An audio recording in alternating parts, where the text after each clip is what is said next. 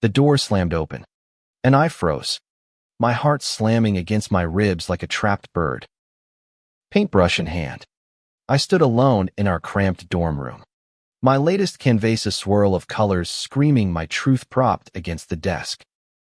My straight roommate, Ethan, stood in the doorway, his broad shoulders filling the frame, his eyes locking onto the painting before they found me. I'd always been careful. At Emerson College, in the heart of Boston's buzzing campus, I'd learned to keep my guard up. Growing up in a small Georgia town where different was a dirty word, I'd spent years hiding who I was, a gay artist with dreams too big for the closet I'd been shoved into. Here, I thought I could finally breathe, but sharing a dorm with Ethan Carter, the lacrosse star with a smile that could charm a brick wall, made me second-guess every move. He was all-American, straight as an arrow, and oblivious to the way my pulse raced when he laughed. Or so I thought. That evening, the dorm was quieter than usual. The usual chaos of frat parties and study groups replaced by a rare stillness. I'd taken advantage of Ethan's absence to paint, letting my guard down, letting the canvas spill secrets I'd never dared voice. The painting was bold two figures, hands almost touching, surrounded by a storm of vibrant reds and blues, a silent confession of longing. I hadn't heard the key in the lock, hadn't noticed the door creak until Ethan's voice cut through the air. "Dude, what is that?" His tone wasn't harsh, but it wasn't soft either. It was curious. I dropped the brush, paint splattering across my sneakers, and spun to face him. My mouth went dry. Ethan's green eyes flicked between me and the canvas, his brow furrowed, like he was piecing together a puzzle he didn't know he'd been handed. "It's just a painting," I stammered, shoving my hands into my pockets to hide their trembling. "My name's Jamie Ellis, and I'm not built for confrontation. At 20, I'm more comfortable with a sketchbook than a spotlight, my dark curls always falling into my eyes, my wardrobe a mix of thrift store finds and defiance." Ethan, on the other hand, was effortless 6 feet of confidence, with a jawline that could cut glass and a laugh that made everyone feel like they belonged.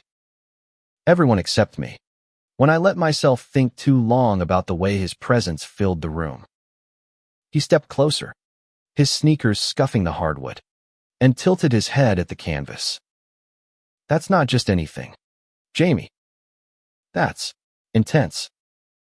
His voice dropped, softer now, and I couldn't tell if he was impressed or unsettled. My stomach twisted. I'd spent months keeping my distance, keeping my secrets, but now they were laid bare in streaks of paint, and Ethan was staring right at them. We'd been roommates for 3 months, thrown together by the luck of the dorm lottery. I'd expected us to clash him, the artsy kid who blasted indie music and stayed up late sketching.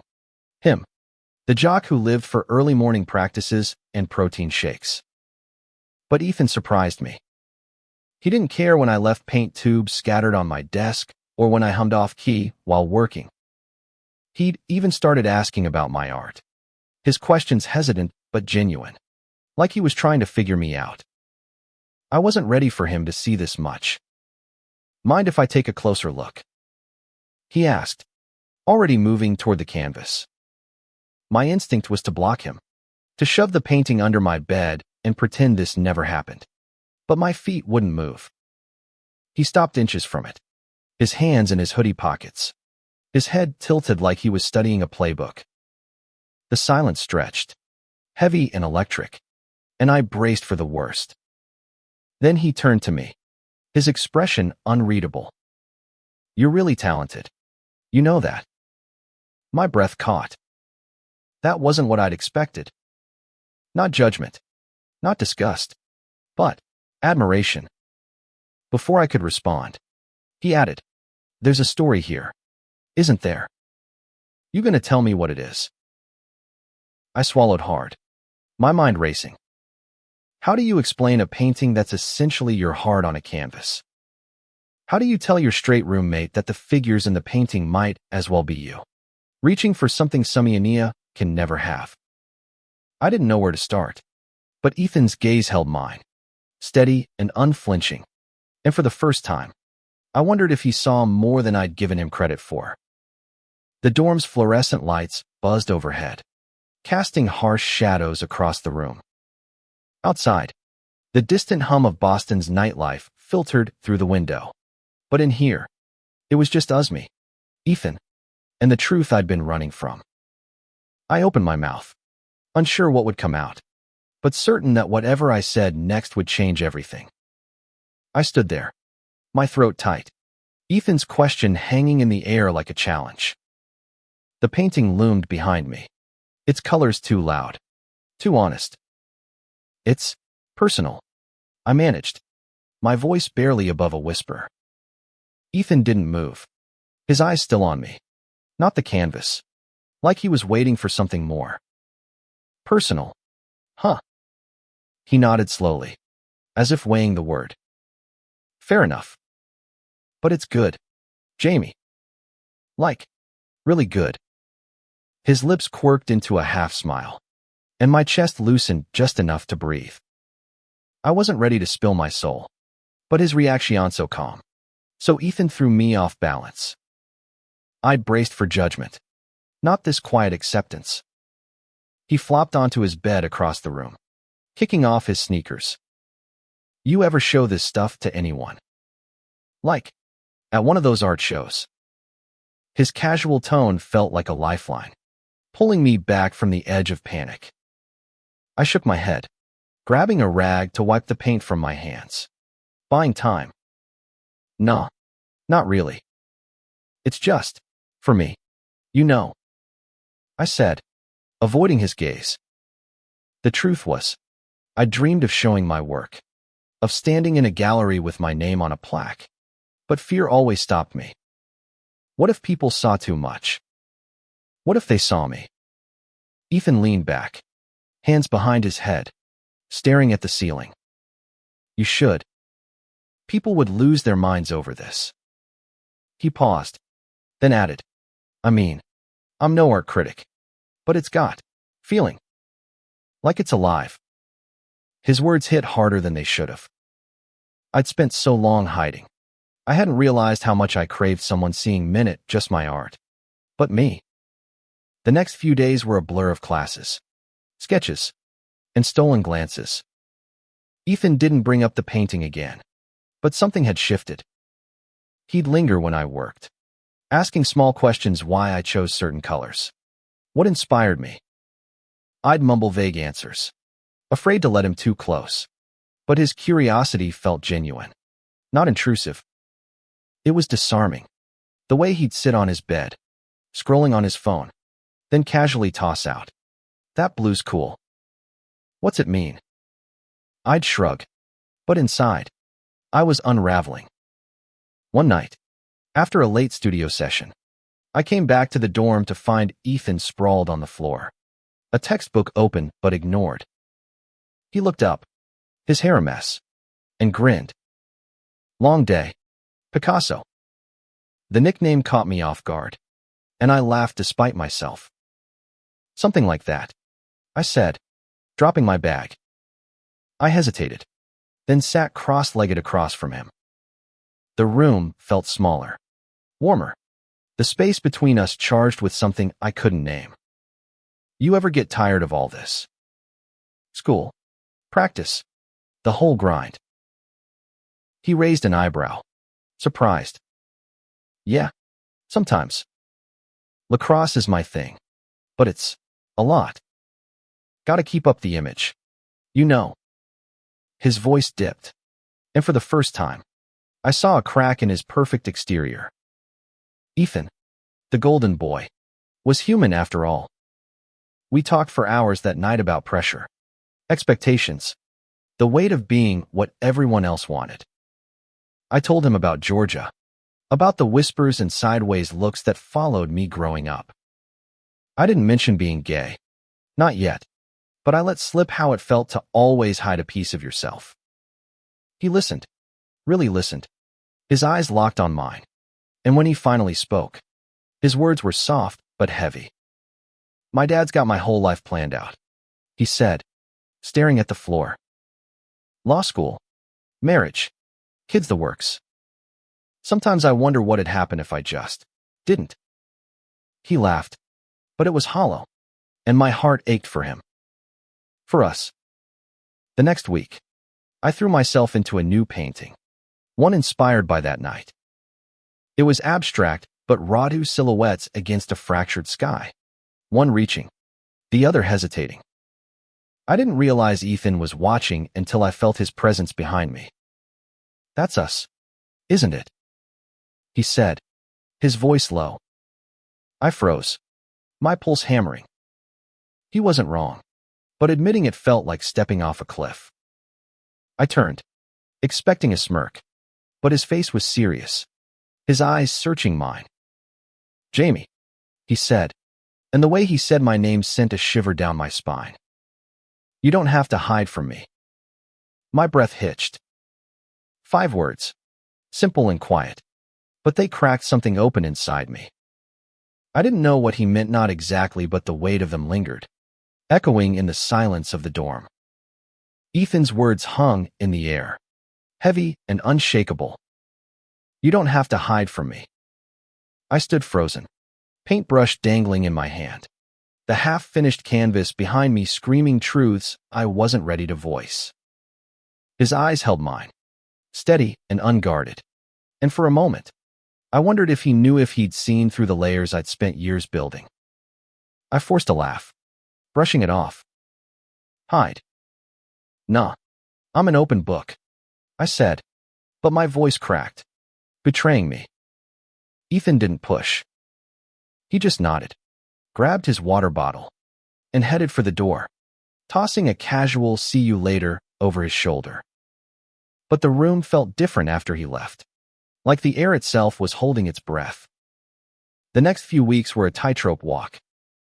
I threw myself into my art, filling canvases with emotions I couldn't name: longing, fear, hope, all tangled together in bold strokes and muted shadows. Ethan was around more, his lacrosse schedule lighter as the season wound down. He'd sit on his bed, pretending to study, but I'd catch him watching me paint, his gaze lingering longer than it should have. It made my skin prickle, not with fear, but with something dangerous: possibility. One rainy Saturday, the campus was a ghost town. Students holed up in their dorms or scattered across Boston's coffee shops. Ethan and I were stuck inside, the patter of rain against the window a steady rhythm. I was sketching at my desk, lost in the lines of a new piece, when he spoke up. "You ever think about what makes you happy? Like, really happy?" The question caught me off guard. I set my pencil down, turning to face him. He was sprawled across his bed, a soccer ball spinning lazily in his hands, his eyes fixed on the ceiling. "Sure," I said cautiously. "Art, I guess. Creating something that's mine." I paused, then took a risk. "What about you?" He didn't answer right away.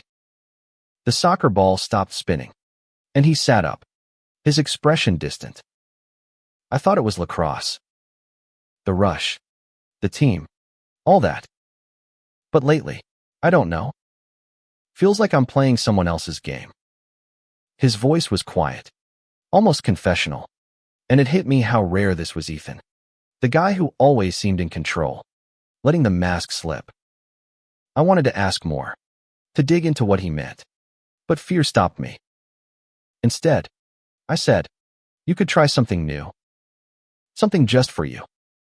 It felt like a dare, and when his eyes met mine, I saw a flicker of something: curiosity, maybe, or defiance.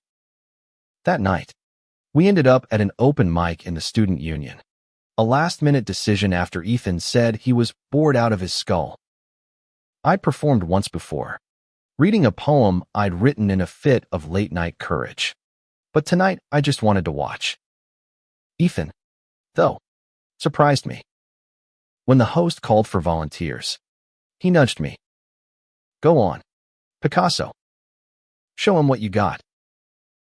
I laughed, shaking my head, but he wouldn't let it go. Come on, Jamie. You're always hiding your stuff. Let someone see it. His tone was light, but his eyes were serious. And before I knew it, I was on stage, my heart pounding as I read a poem about freedom, about breaking out of cages you didn't build. The crowd was small, but they listened. And when I finished, their applause felt like a release. Ethan was grinning when I got back to our table. Told you, he said, his voice warm. You're a natural. I rolled my eyes, but my chest was tight with something I couldn't name. As we walked back to the dorm, the rain had stopped, leaving the air cool and clean. Ethan bumped my shoulder, his laugh soft. You're full of surprises. You know that. The word stayed with me, looping in my head as I lay in bed that night. I was starting to see Ethan differently, not just as the straight jock who'd stumbled into my life, but as someone searching, just like me. Someone who might understand, even if he didn't know it yet. But every time I let myself hope, fear clawed me back. What if I was wrong? What if I was seeing what I wanted to see? The next morning, I woke to find a note taped to my desk. Keep surprising me. Picasso. E. My heart stuttered. It was just a note, just a joke, but it felt like more. Like a door cracking open, just wide enough to let a sliver of light through. Ethan's note burned a hole in my pocket all day. I carried it with me to classes, my fingers brushing the folded paper as if it held some secret code. Keep surprising me. Picasso. It was playful, classic Ethan, but it stirred something in me, a reckless hope I couldn't shake. By the time I got back to the dorm, my head was a mess of what-ifs, and Ethan was already there, sprawled on his bed with a textbook, looking like he hadn't slept. You okay? I asked, dropping my bag. He looked up, his usual grin absent, his eyes shadowed. Yeah, just rough day, he said, rubbing the back of his neck. Coach is on my case about grades, and my dad called. Same old don't screw this up speech. He tried to laugh, but it fell flat. I wanted to say something, to fix it, but words felt too small. Instead, I grabbed my sketchbook and sat on the floor, sketching absent-mindedly, giving him space. After a while, he spoke again, his voice quieter. You ever feel like you're letting everyone down? The question hit like a punch. I set my pencil down, meeting his gaze. All the time, I admitted. Back home, I was never enough. Not for my family, not for anyone. I didn't say the rest, how being gay felt like a betrayal to them, how I'd learned to hide it so well I sometimes forgot who I was. But Ethan's eyes softened, like he heard the unsaid parts anyway. He slid off the bed, sitting across from me on the floor. You're enough here, he said, so simply it stole my breath. I mean it, Jamie. You're you. I didn't know how to respond, so I just nodded, my throat tight. The room felt smaller, the space between us shrinking until it was just us, raw and real. The next few days, Ethan was different, quieter, more thoughtful. He started joining me at the art studio, claiming he needed a break from practice. He'd watch me paint, asking questions that dug deeper than before. What did I want my art to say? Who was I painting for? I answered as best I could, but each question felt like a step closer to the truth I was still afraid to share. One evening, we ended up at a campus pride event, a last-minute decision after a flyer caught my eye. I hadn't planned to go, I wasn't out. Not really, but Ethan saw the flyer and said, why not? Could be fun. His casual enthusiasm disarmed me, and soon we were in a crowded courtyard, surrounded by rainbow flags and laughter. I felt exposed, like everyone could see the secret I carried. But Ethan was at ease, chatting with strangers, his arm brushing mine as we moved through the crowd. "You good?" he asked at one point, his voice low, his eyes searching. I nodded, but my heart was racing. Being there, with him, felt like standing on the edge of something huge. I wanted to tell him about me, about the feelings I'd been burying, but fear kept me silent. Later, as we walked back to the dorm, the city lights reflecting off wet pavement, Ethan stopped suddenly. "Jamie," he said, his voice serious. "You'd tell me if something was up, right? Like, if you were struggling." His words were careful, but they cut deep. He knew something, or at least he suspected. I wanted to spill everything, to let the truth pour out, but instead I just nodded, my chest aching. "Yeah, I lied. I'd tell you." He held my gaze for a moment, then nodded, like he was accepting it for now. But as we kept walking, his shoulder brushed mine, and the contact lingered, warm and deliberate. It wasn't much, but it was enough to keep me awake that night, replaying his words, his touch, the way he looked at me like he saw more than I wanted him to. By the time midterms hit, I was a wreck.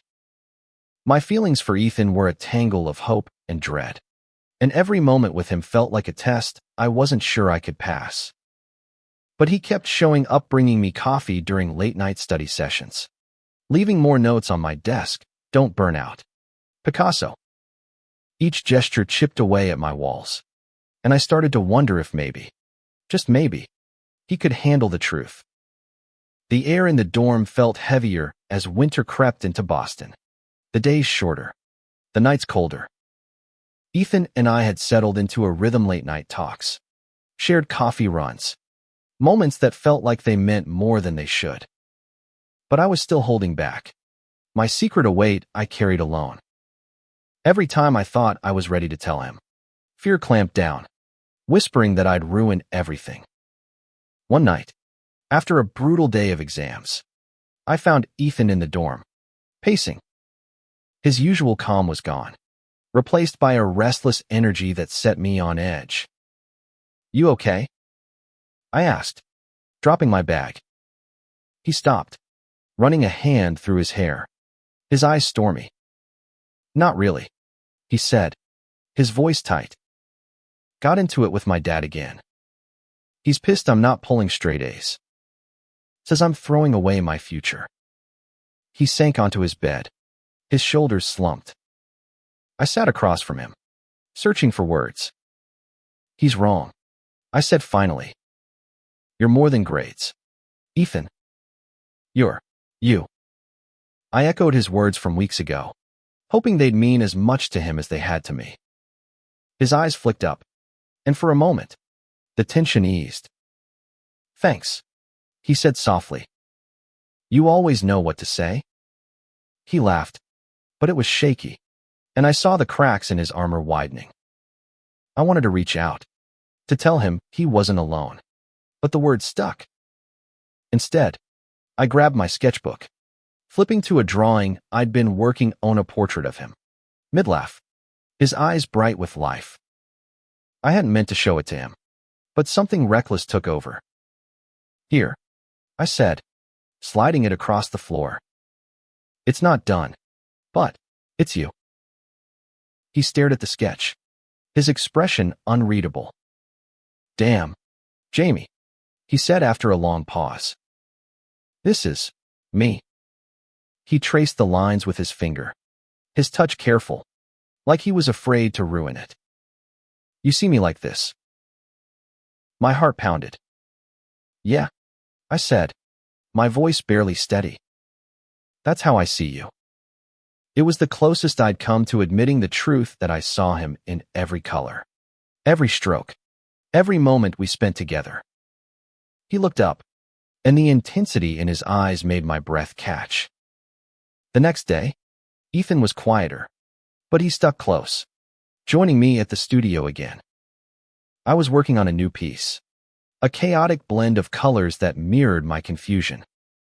He watched in silence, then said, "You put everything into these, don't you? Like it's your whole world." I nodded, not trusting my voice. He stepped closer, his shoulder brushing mine, and the contact sent a jolt through me. "I wish I had something like that," he said. "Something that felt real." His words were soft, but they hit hard, and I realized he was searching, just like me, for a place to belong. That weekend, we ended up at a dive bar off campus, a place with sticky floors and cheap beer. Ethan had insisted, saying we needed to blow off steam. We played pool, laughed too loud, and for a few hours, I forgot to be afraid. As we walked back, the city quiet around us. He stopped under a streetlight, his breath visible in the cold air. "Jamie," he said, his voice low, "I'm glad you're my roommate." It was simple, but the way he said it, the way he looked at me, made my heart race. I wanted to tell him everything how I felt, who I was, but the words wouldn't come. Instead, I just smiled, hoping it was enough. Back in the dorm, I couldn't sleep.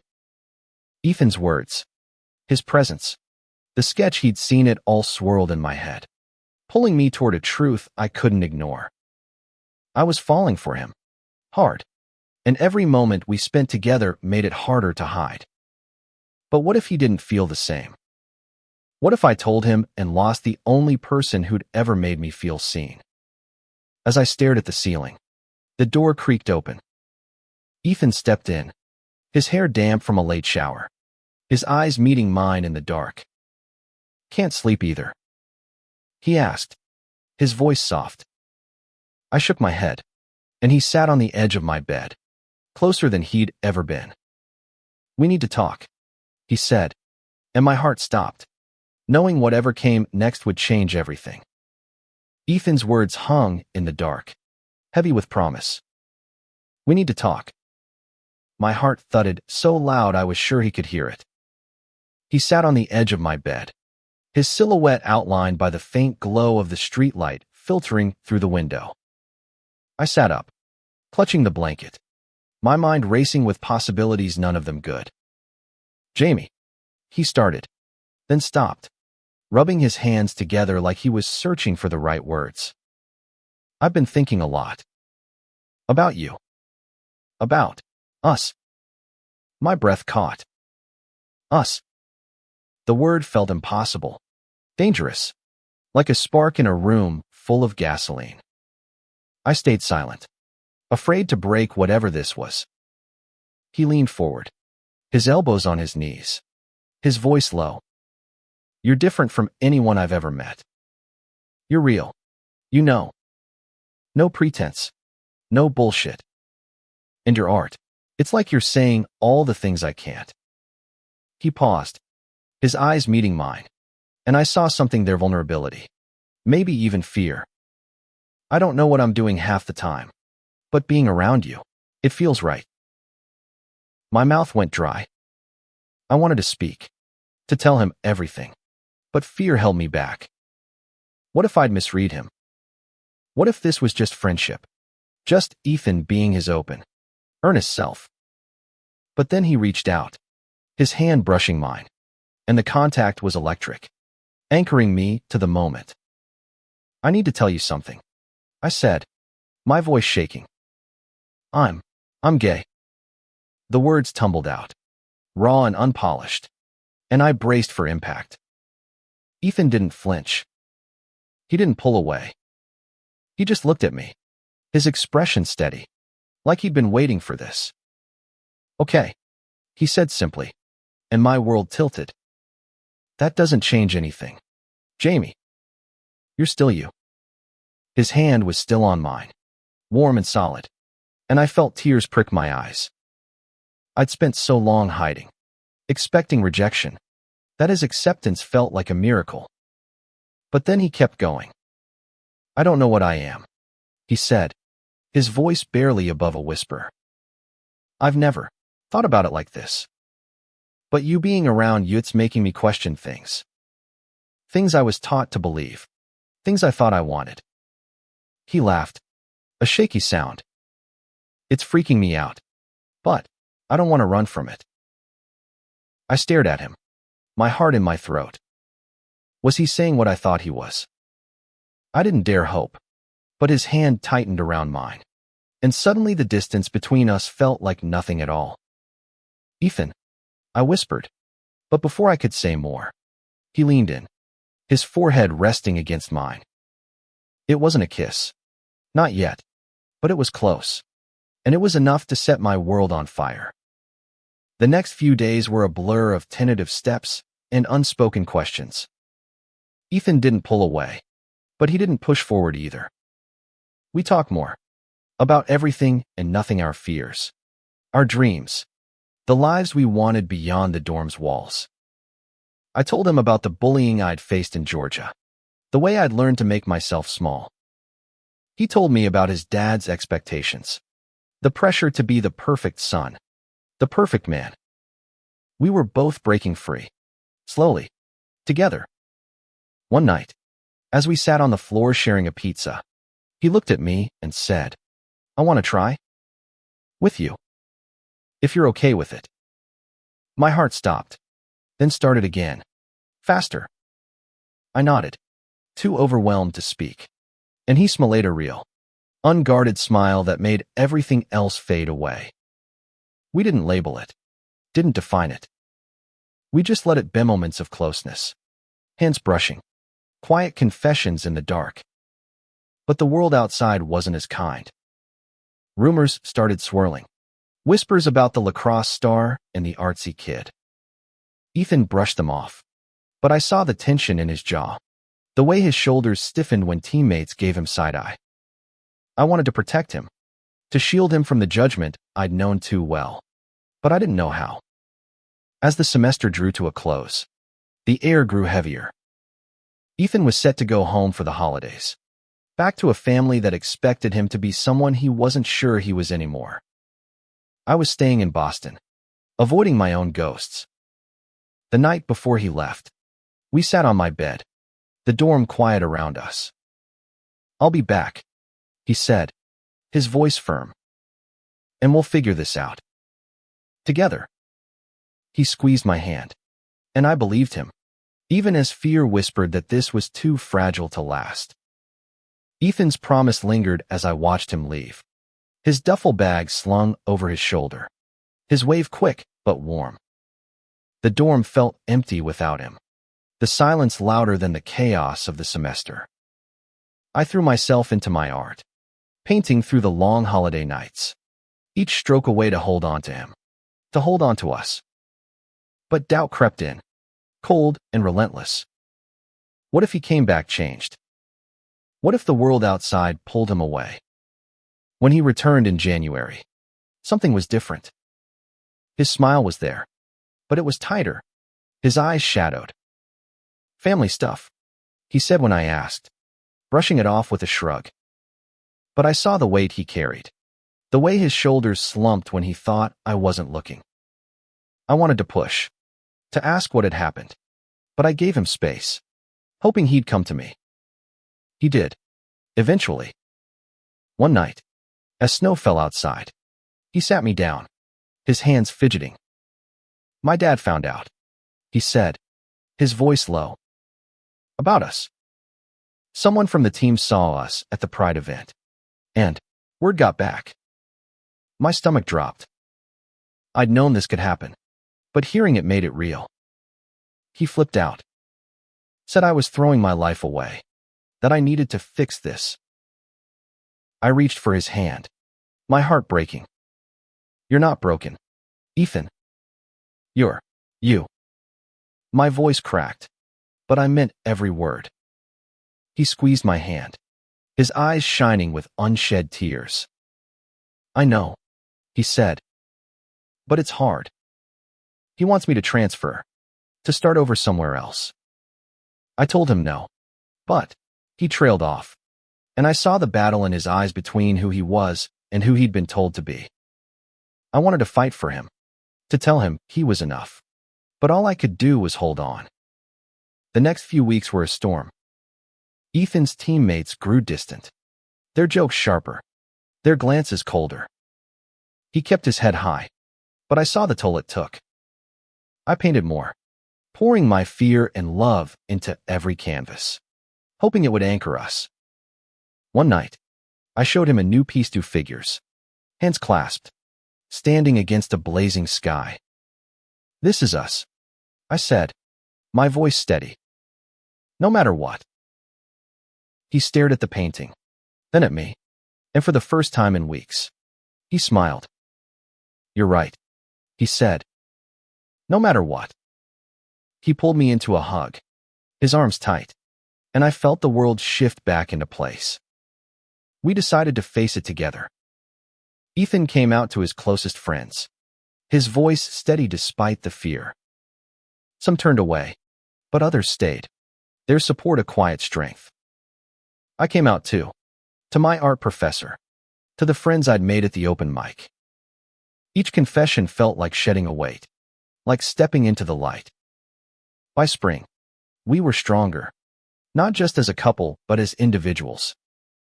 Ethan started playing lacrosse again, not for his dad, but for himself. I submitted my paintings to a campus gallery, my heart pounding as I watched strangers see my truth. The night of the show, Ethan was there, his hand in mine, his pride louder than any applause. As we stood in the gallery, surrounded by my art, he leaned in, his voice soft. "You changed everything, Jamie. You made me brave." I laughed, tears in my eyes, and kissed him, right there in the open. No fear, no shame. The world didn't end. It just kept turning, brighter than before. Years later, I still think of that first night, when Ethan walked in and saw my painting. Saw me. His words, "You don't have to hide," from me still echo, a reminder of the moment we chose to be fearless. We're not perfect, and the world isn't either. But together, we've built something real, something worth fighting for. And every time I pick up a brush, I paint for us, for the boy who saw me, and the boy I learned to be.